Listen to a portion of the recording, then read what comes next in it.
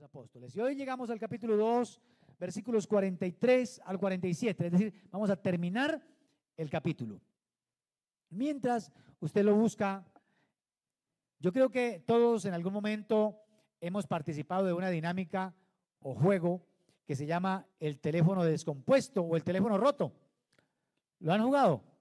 En algunos países lo llaman el telefonito o teléfono sencillamente. Ponen una fila de personas y la persona que está dirigiendo le da un mensaje a esa primera persona para que se lo vaya pasando al otro. Y lo curioso de la dinámica es que al final el mensaje fue totalmente distorsionado o cambiado. En muchas ocasiones no se parece en nada al mensaje original. ¿Y cómo se entera uno? Precisamente porque le preguntan al que está dirigiendo cuál fue la frase, qué fue lo que dijo. Y ahí descubren cómo se ha cambiado. Y esa es la historia de la iglesia, amados hermanos.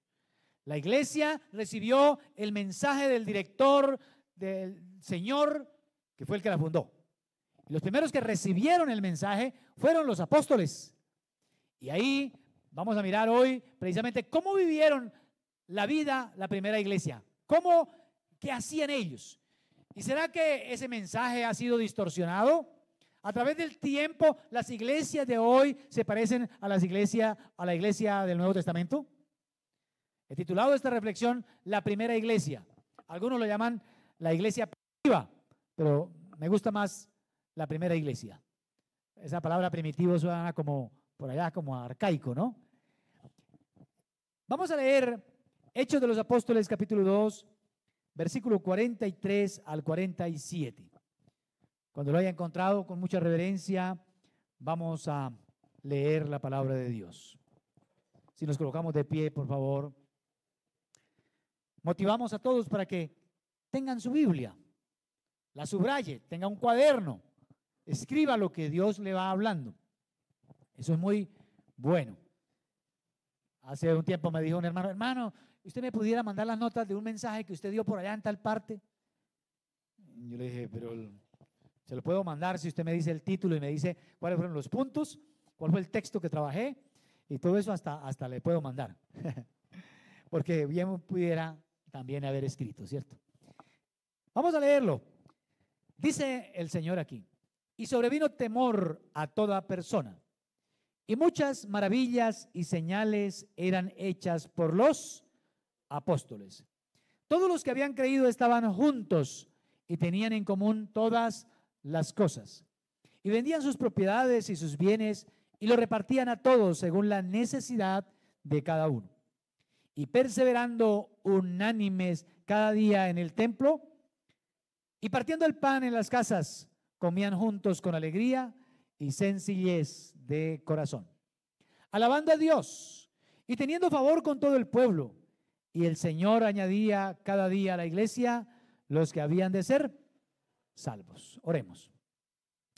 Señor, gracias por la palabra que tú inspiraste, para que se escribiera para testimonio y para memoria nuestra. Hoy te ruego que hables a cada vida, háblame a la mía. Dame la sabiduría para compartir con cada uno. Yo te pido que tú tomes el control de este tiempo y en todo establece tu reino. Glorifícate, sana enfermos, liberta cautivos, porque yo creo que tu palabra es vida. Tú tienes palabras de vida eterna. Gracias, Señor, por esta oportunidad que tenemos de acercarnos a tu palabra. Amén.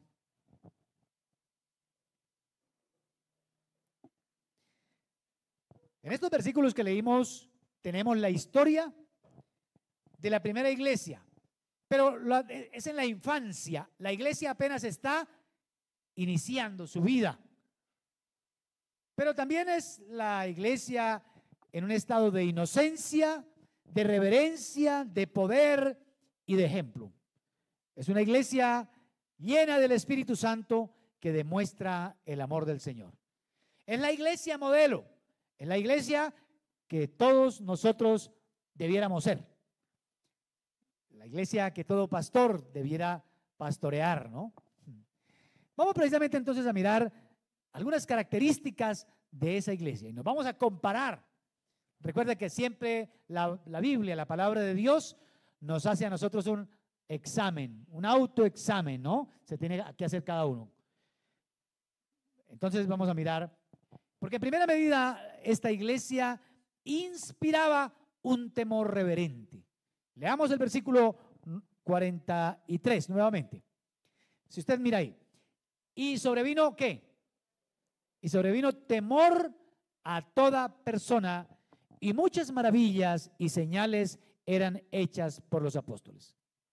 Lo primero que dice la Biblia que sobrevino un temor, pero la palabra temor aquí no es miedo de pánico, sino de un temor sagrado. Un temor que la gente siente cuando hay algo divino, cuando la presencia del Señor está ahí, cuando alguien puede reconocer que Dios está en ese lugar.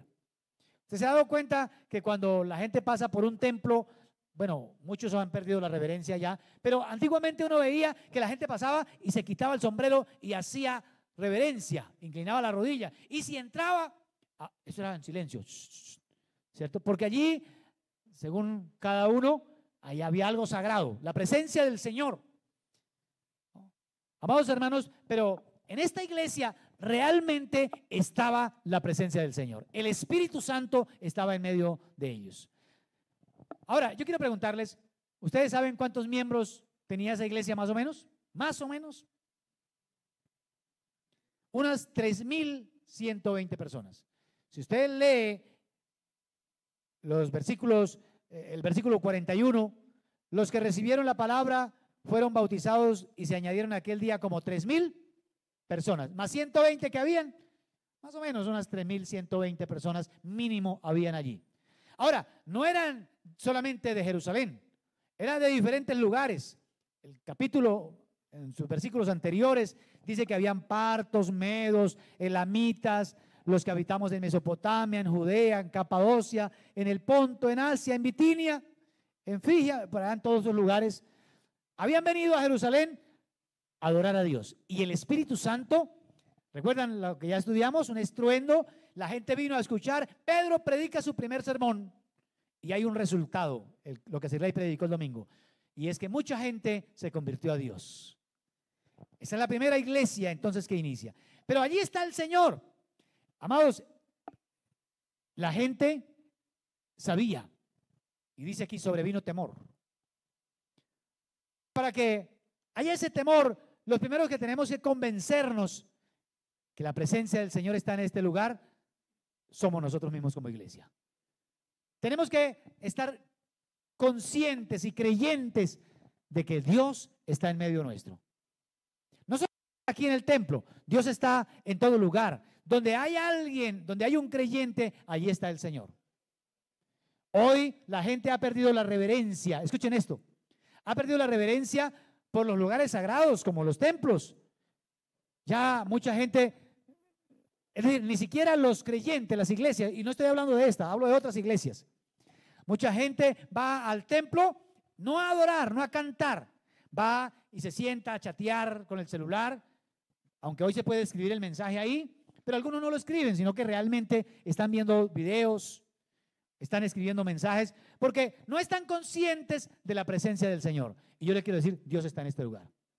Él dijo, donde 2 o 3 se reúnen en mi nombre, allí yo estoy en medio de ellos. ¿Cuántos creen que el Señor está aquí?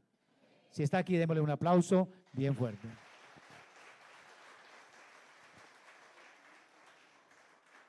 Así que los primeros que tenemos que tener reverencia somos nosotros para poderlo inspirar a los demás. Que la gente sepa que Dios está en medio nuestro. Ahora, el texto dice que sobrevino temor a toda persona y muchas maravillas y señales eran hechas por los apóstoles. Es que donde Dios está, Él hace milagros. Cuando Dios está, las cosas cambian. Cuando Jesús llegaba a un lugar, si habían enfermos, eran sanados. Si habían cautivos, eran libres. Si había algún muerto, hasta resucitaba. Porque donde está el Señor, las cosas cambian. Y yo creo que el Señor está aquí y muchos tienen que cambiar. Porque el milagro más grande que sucede, lógicamente hay sanidades y milagros y aquí oramos por eso. Pero el milagro más grande es que la gente realmente tenga un cambio de vida, sea salva, que la gente pueda, por el temor y reverencia a la presencia del Señor, su vida cambie. Amados, nosotros tenemos que vivir con esa conciencia, que no solamente en este lugar, sino en todo lugar está Dios. Y en todo lugar nosotros le debemos adorar. San Juan capítulo 4, el Señor dijo, no es en este monte ni en Jerusalén donde los verdaderos adoradores adorarán, sino que lo harán en espíritu y en verdad. Eso quiere decir que donde vaya tiene que estar consciente de que Dios está con usted. Amados, hay gente que no está consciente de eso. Por eso vive de cualquier manera. Hace cualquier cosa. Es más, hay gente que tiene la concepción de que en el templo está el Señor, pero parece que en el trabajo no. Parece que afuera no, en la casa no. Entonces cuando llegamos aquí al templo de una vez cambiamos. Peleamos en la casa con la esposa y aquí ya nos tomamos de la mano y gloria a Dios. Dice la Escritura, sobrevino temor a toda persona y eran hechas señales y milagros. Y Dios quiere seguir manifestando su presencia con señales y milagros en medio de la iglesia. Yo creo que el Señor hace milagros. Uno mira lo que los apóstoles hicieron. En el capítulo 5, por ejemplo, versículo 12, dice, por mano de los apóstoles se hacían muchas señales y prodigios en el pueblo y todos estaban unánimes en el pórtico de Salomón. Capítulo 3, vamos a ver un milagro. Capítulo 9, vamos a ver milagros. Los apóstoles orando por los enfermos y siendo sanados. ¿Por qué? Amados hermanos, sencillamente porque Dios está con nosotros. Él le dijo a los discípulos en el Evangelio de San Marcos, capítulo 16, versículo 17, estas señales seguirán a los que creen. En mi nombre echarán fuera demonios, hablarán nuevas lenguas. Y sigue usted leyendo. Tomarán en la mano serpientes y todo lo que pasa cuando nosotros creemos.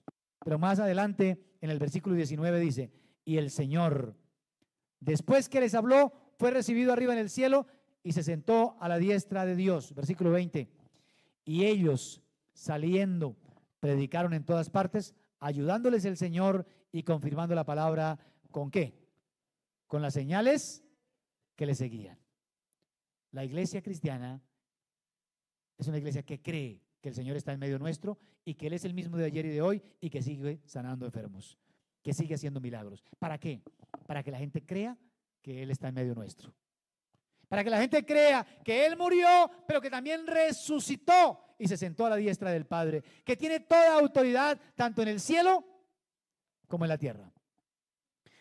En Hechos capítulo 9 hay otro milagro y yo quiero leerlo solamente para que usted pueda tener un poquito más de contexto. Mire lo que dice capítulo 9, verso 32. Aconteció que Pedro, visitando a todos, vino también a los santos que habitaban en Lida. Y halló allí a uno que se llamaba Eneas, que hacía 8 años que estaba en cama, pues era paralítico. Y le dijo Pedro, Eneas, Jesucristo te sana, levántate y haz tu cama. Y enseguida se levantó.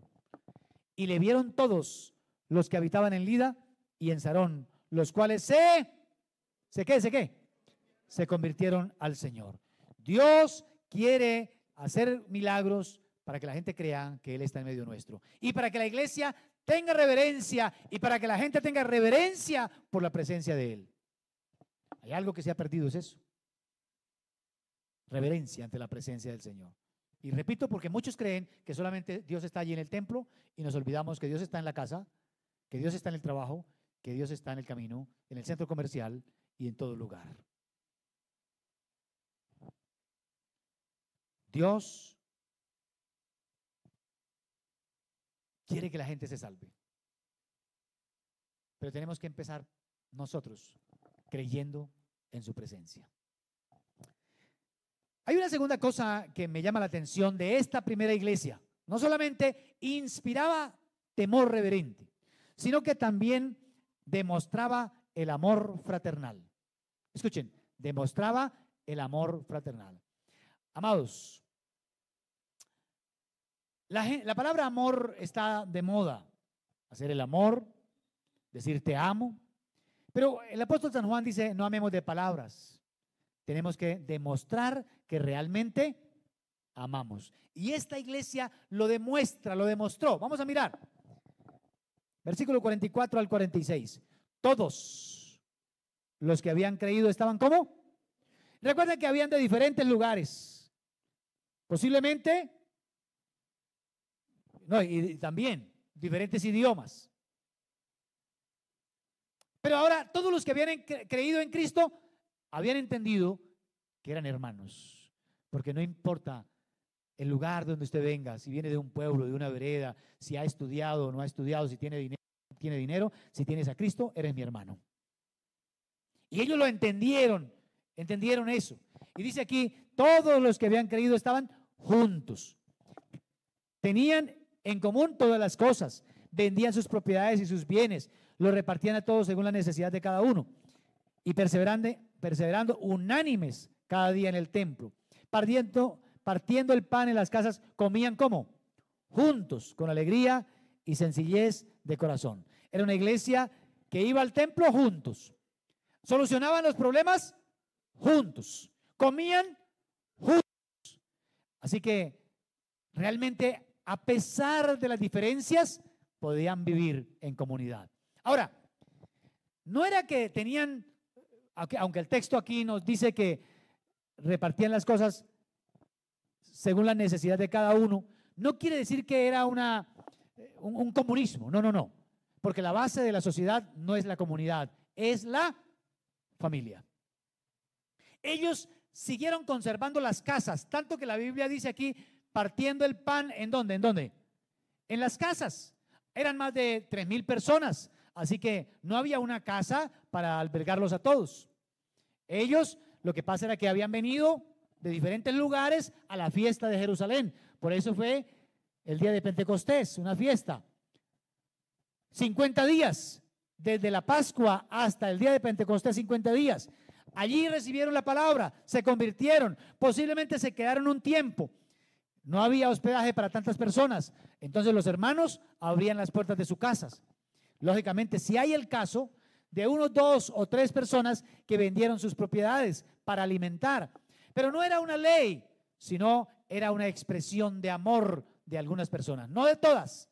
Si usted sigue leyendo, en ninguna parte del Nuevo Testamento está la orden de vender para compartir. No, es una cuestión voluntaria y en este caso de 2 o 3 personas que lo hicieron, pero no era una ley. Si hay alguna ley, es la ley del amor y el amor no obliga, sino que el amor da con corazón voluntario. ¿Estamos de acuerdo? ¿Por qué creen que Pablo por allá en la segunda carta a los Corintios pide que se cojan ofrenda, algo voluntario del corazón? Si no, pues hubiera dicho, vendan todo y pónganlo en una comunidad. No. Este texto ha sido mal interpretado por muchos y se han aprovechado y le han dicho a la gente, venda su casa, tráigalo acá. Tenga cuidado con eso. El Señor quiere que usted administre lo que Él mismo le ha dado a usted. Pero sí quiere que aprendamos a ser generosos, a compartir con el que padece necesidad, a demostrar que realmente amamos a los demás. Eso sí, si usted tiene bienes y ve a alguien padecer necesidad, como dice primera carta de Juan, capítulo 3, versículo 16, dice, en esto hemos conocido el amor, en que Él puso su vida, ¿por quién? Por nosotros. También nosotros debemos poner nuestra vida por los hermanos. Pero el que tiene bienes de este mundo y ve a su hermano tener necesidad y cierra contra él su corazón, ¿cómo puede decir que tiene amor de Dios? ¿Cómo puede decir que el amor de Dios mora en él? Hijitos míos, no amemos de palabra ni de lengua, sino de hecho y en verdad. El versículo 16, por favor, nuevamente. En esto hemos conocido el amor en que Él, Cristo, puso su vida por nosotros. Hermanos, el verdadero amor es sacrificial. El verdadero amor se entrega, da. De tal manera amó Dios al mundo que ¿qué hizo? Dio. El amor da. Hay gente que no da ni lástima, hermanos. Mi papá tenía una vaca así. No daba leche, pero daba lástima. ¿Cierto? Mire, y eso no quiere decir que debemos tener dinero para dar. No, uno puede dar de lo que tiene, porque el mandamiento de amar no es para los ricos solamente, es para todas las personas. Usted puede dar tiempo para saludar a alguien, para llamarlo, para preguntar cómo está, para visitar a alguien, porque no se puede amar sin darle al otro algo. Hoy la gente dice, si usted me ama, demuéstremelo. No, eso se llama egoísmo. El egoísta dice, lo mío es mío.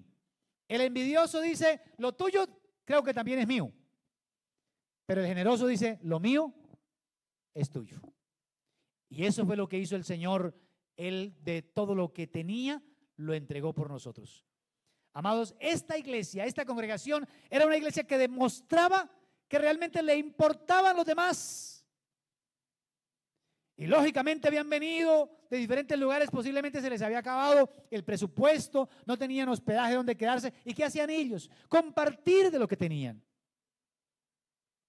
Amados, yo quiero preguntarles hoy, ¿cómo está usted amando a su familia? ¿Qué hace? ¿Qué sacrificios hace por la gente? ¿Qué hace usted por los demás? Tenemos que pensarlo. Sus vecinos, sus enemigos, ¿saben que usted ama? Que usted los ama, porque la Biblia dice que debemos amar a los enemigos. ¿Cómo? Si tu enemigo tiene hambre, ¿qué hay que hacer? Y si tiene sed, dale de beber. Porque ¿qué es el amor? El amor es hacerle el bien a los demás, pero hacérselo bien con alegría, hacerlo con gusto. Eso es el verdadero amor. Amados hermanos, esta iglesia demostraba el amor. Yo pregunto, ¿amamos nosotros verdaderamente? ¿Compartimos con el que padece necesidad? Nosotros tenemos aquí una cosa que llamamos la canasta del amor. Y procuramos cada domingo traer cosas para compartir con otros que uno sabe que están pasando necesidades. Hay gente que nos ha dicho, hermano, no tengo nada que comer esta semana. Y lógicamente, pues uno trata de lo que tiene, darle.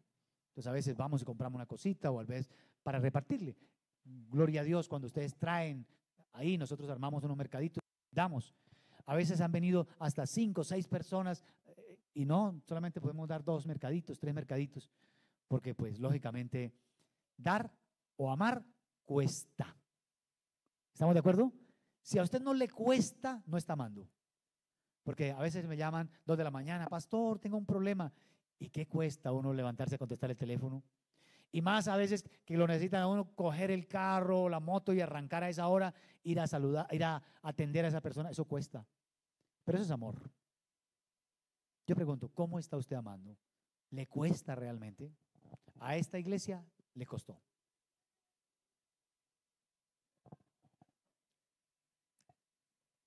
Hay una tercera característica de la primera iglesia. Versículos 46 y 47 dice, y perseverando unánimes cada día en el templo, y partiendo el pan en las casas, comían juntos con alegría y sencillez de corazón, alabando a Dios y teniendo favor ¿con qué? ¿Con qué?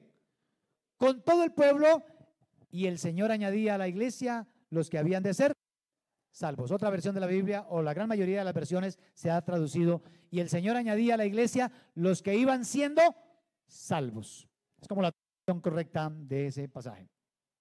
Amados, pero hay algo que me llama la atención, y era que esta iglesia tenía favor con todo el pueblo.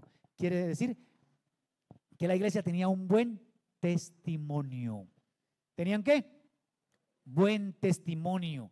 Mire, es que ellos, dice aquí el versículo 46, perseveraban unánimes cada día. ¿Dónde? ¿Dónde? En el templo. Quiere decir que iban al templo todos los días. A veces nos cuesta ir 2 veces a la semana. A veces nos cuesta ir una vez el domingo al templo, pero ellos se unían, 3,000 personas yendo al templo. ¿Usted no cree que eso impresionó a los judíos? ¿Cómo así toda esta gente para ir al templo? Porque ellos habían entendido lo que el Señor Jesús dijo, mi casa será llamada casa de oración. Iban al templo a orar y la gente los veía, pero no solamente veía eso, que partían el pan en las casas, juntos ¿con qué? ¿Con qué?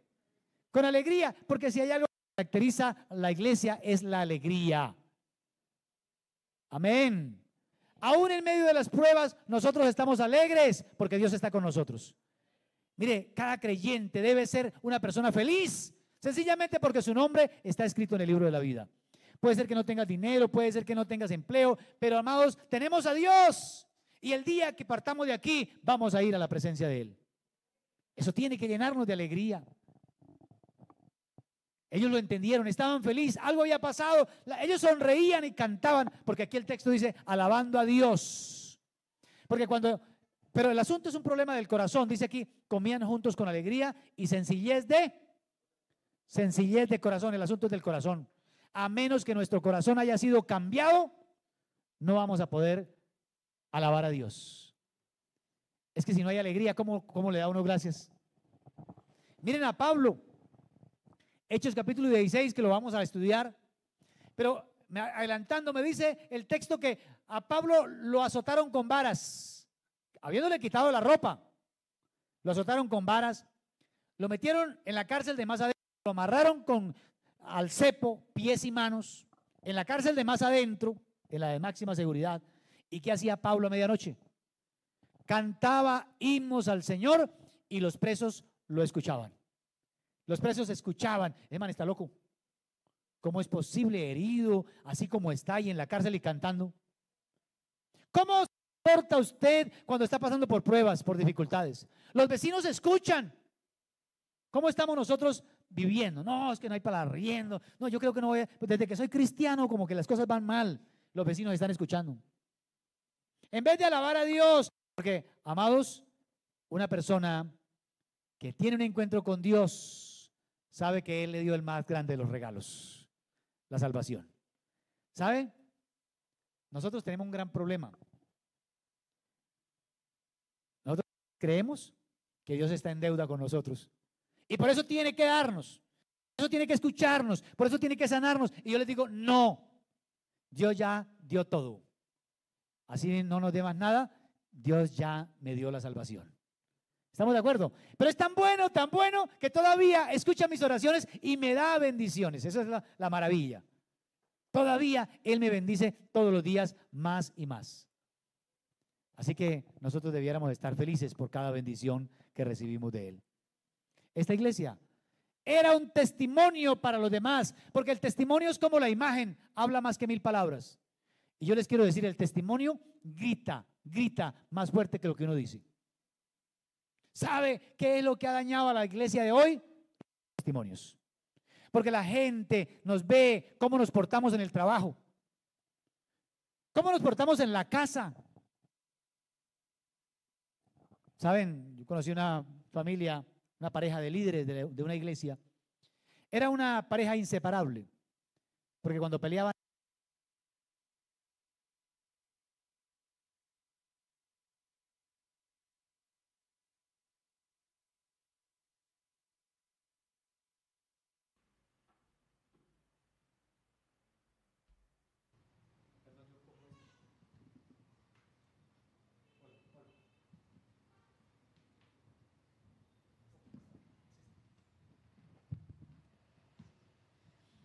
les decía que una pareja inseparable porque cuando peleaban nadie los podía separar. La gente se daba cuenta de eso y se da cuenta, porque, amados hermanos, nosotros somos la luz del mundo y tenemos que ser la luz del mundo. ¿Qué testimonio estamos dando? ¿Acaso solamente estamos felices cuando las cosas van bien? Cuando nos vamos de vacaciones, cuando compramos carro, cuando lo cambiamos, cuando vivimos bien, o somos felices sencillamente porque Cristo vive en medio nuestro. Esta iglesia tenía algo especial. Perseveraban en el templo sin importar la situación. Partían el pan, pero lo hacían con alegría y con sencillez de corazón. Yo estuve mirando qué significa la palabra sencillez del original y dice simple, libre de rocas o liso. Y lo que da a entender es que allí en esa iglesia no había semilla de egoísmo, porque su corazón estaba totalmente libre, limpio. Y recuerden que la abundancia del corazón abre la boca. Saben, a Gandhi, budista, se le atribuye una frase que dijo: No sé de nadie que haya hecho más por la humanidad que Jesús. De cierto, no encuentro nada malo en el cristianismo, pero el problema está en ustedes los cristianos que no viven conforme a lo que enseñan. Ese sí es el problema. Gandhi. Amados, cuando uno va a evangelizar, ¿cuál es el más grande problema? Los malos testimonios. Cristianos que no pagan lo que deben, sacan fiado o prestado y luego se esconden. Yo he contado aquí que tomé la decisión, yo no presto, porque yo hice un convenio con el banco. Ni ellos predican allá, ni yo presto plata aquí. Cuando alguien me pide, yo no le presto, le doy si puedo, porque a veces la gente no vuelve para no verme y prefiero más bien darle si tengo. Amados hermanos, los cristianos somos luz en medio de las tinieblas, somos cartas leídas. Por eso esta iglesia tenía favor con todo el pueblo. Podían decir, mire, no me gustan los cristianos, nosotros los judíos hacemos sacrificios, creemos en esto, estamos esperando la venida del Mesías, Jesús era un impostor, pero tenía que reconocer que allí había una comunidad que amaba y que lo demostraba. Era una comunidad totalmente diferente, sencillamente porque allí estaba el Espíritu Santo. Al igual que el teléfono roto, creo que tenemos que volver a la Escritura para escuchar el mensaje original. La verdadera iglesia, o la iglesia que el Señor quiere, en primera medida, es una iglesia reverente. Es una iglesia que sabe que Dios está en medio de ellos y por lo tanto inspira reverencia a los demás. En segunda medida, es una iglesia que demuestra el amor, lo demuestra. La gente sabe que nos importan, que los amamos. ¿Estamos de acuerdo? Y número 3, la iglesia es una iglesia que da testimonio de dónde va, de que realmente conoce a Cristo. Cierra tus ojos, por favor. Quiero que te preguntes ahí hoy, ¿la gente lo respeta a usted donde va porque sabe que es cristiano? ¿O al contrario, saben que con usted puede contar para contar los chistes groseros? ¿Sabe que con usted puede contar para hacer trampitas por ahí, para robar en la empresa? ¿Usted inspira y sabe y le ha dicho a la gente que Dios está en medio nuestro? ¿Usted le demuestra amor a la gente por medio de lo que hace?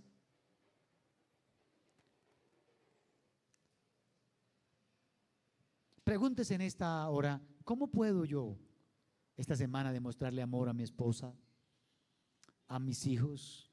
¿Cómo les puedo demostrar a los vecinos, a los amigos que realmente me interesan? Piense hoy, pídale al Señor que le diga, que le enseñe cómo puede usted ser un testimonio para ellos. ¿Su testimonio realmente inspira a otros a ser cristianos? ¿O es de esos que dicen, no quiero ser como él? Si es lo negativo, pídale perdón al Señor. Pídale al Espíritu Santo que llene su vida para que usted de hoy en adelante pueda ser una iglesia, la iglesia del Señor, la primera iglesia. Ore ahí, por favor. Si alguno no ha recibido a Cristo, pues sabe que la iglesia la fundó Él. Y Él es el Salvador de la iglesia. Él murió, pero también resucitó.